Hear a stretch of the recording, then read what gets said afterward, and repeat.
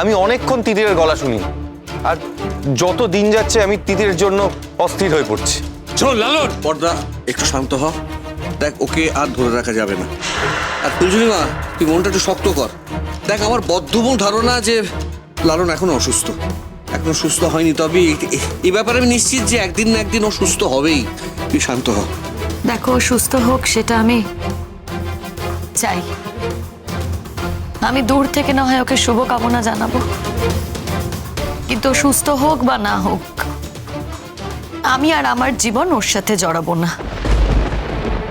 তুই একদম ঠিক বলেছিস ফুলঝুরি, একদম ঠিক। যে ছেলে এত বেঈমান আর যে ছেলে তোকে এত কষ্ট দিতে পারে, তার জন্য এরকম কথাটাই ঠিক। ঠিক আছে লালন, তুই যা, তুই যা। তুই কত ভালো থাকতে পারিস সেটা আমরাও দেখব। ফুলঝুরিহীন তোর জীবনটা কেমন লাগে, কেমন হয়, সেটা বোঝার এই সময় এসেছে। যা যা লালন, দাঁড়াস না, যা যা, চলে যা।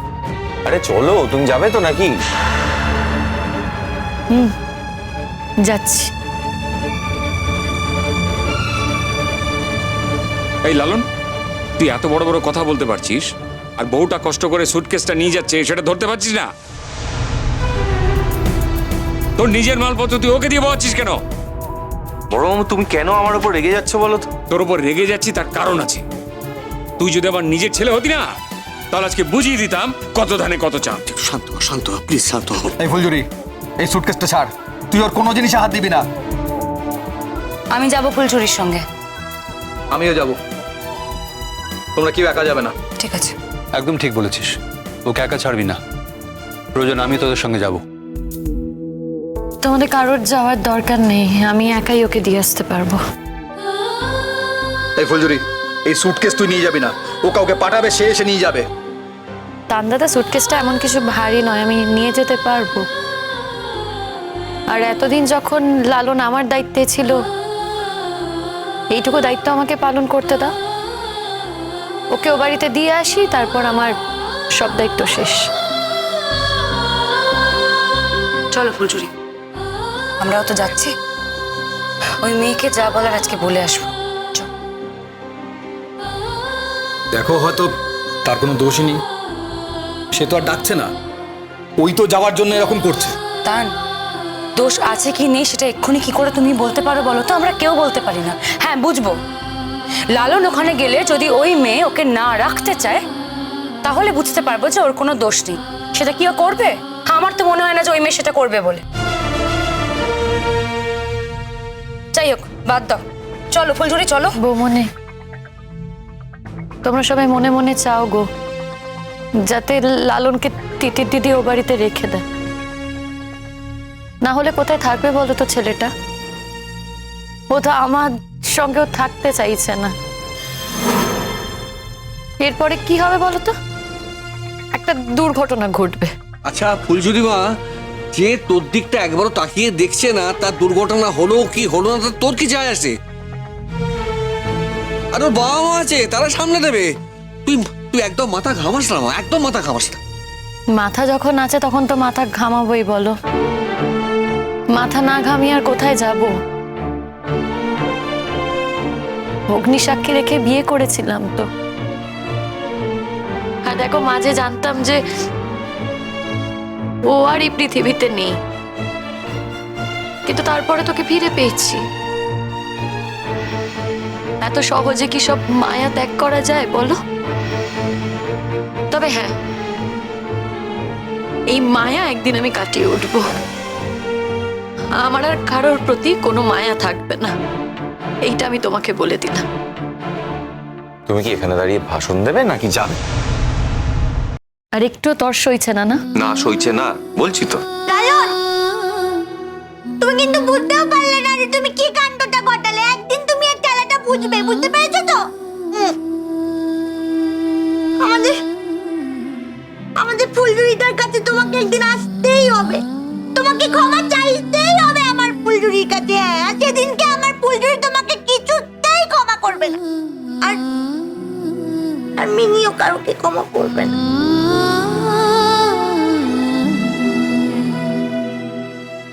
লালন, সেই চলেই যাচ্ছ বলো? এই বাড়ি ছেড়ে, আমাদের ছেড়ে, ফুলঝুরিকে ছেড়ে? হ্যাঁ, কি বলি বলো? যাচ্ছি যখন ভালো থেকো, ভালোভাবে থাকো, সুস্থ থাকো। দিনের শেষে তুমি ভালো থাকো, এটাই তো আমাদের সকলের চাওয়া বলো।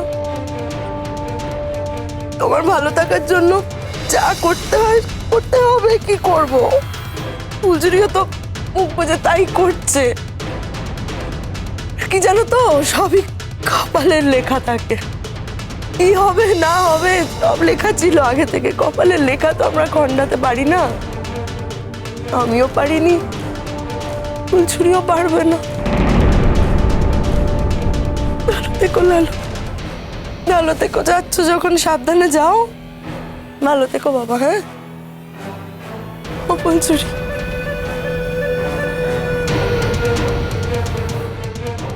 আরে তাকাতে পারছি না আমি ফুলঝুরির দিকে। হ্যাঁ গো, লালন তিতিরের মধ্যে কি এমন পেলো বলো তো? হ্যাঁ, ফুলঝুরির মধ্যে সেটা পেলো না? না মেজ বৌদি, তোমার একটা কথা বলি। দেখো, কে কার মধ্যে কি পেলো কি পেলো না তা নিয়ে কথা বলে আমাদের কি লাভ বলো? যার বোঝা সে তো বুঝলো না। লালনের সে বোধই নেই, ও বুঝতেই পারলো না ও কি হারালো। হ্যাঁ, আমার খারাপ লাগছে। চোখের সামনে আমার মেয়েটার এই অবস্থা থেকে সত্যি খারাপ লাগছে। কিন্তু একটা কথা বলবো আমি,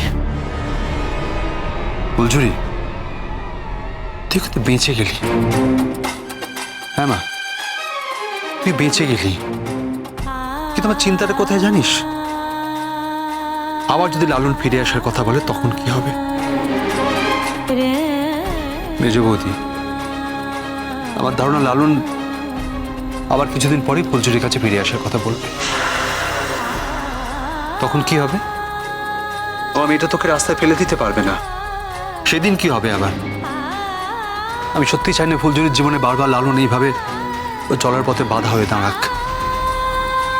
তুই কিন্তু একা নোস মা, তোর চারপাশে আমরা সবাই আছি।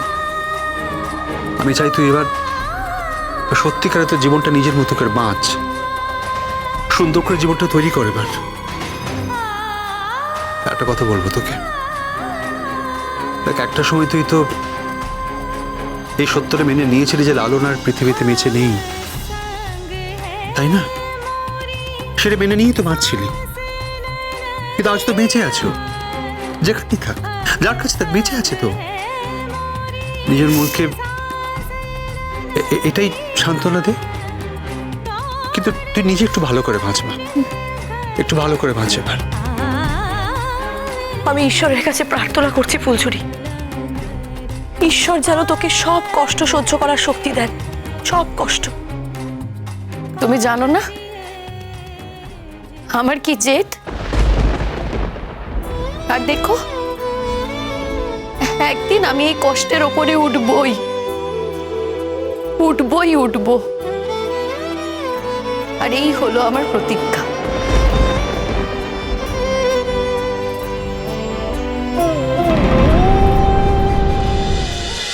নুকো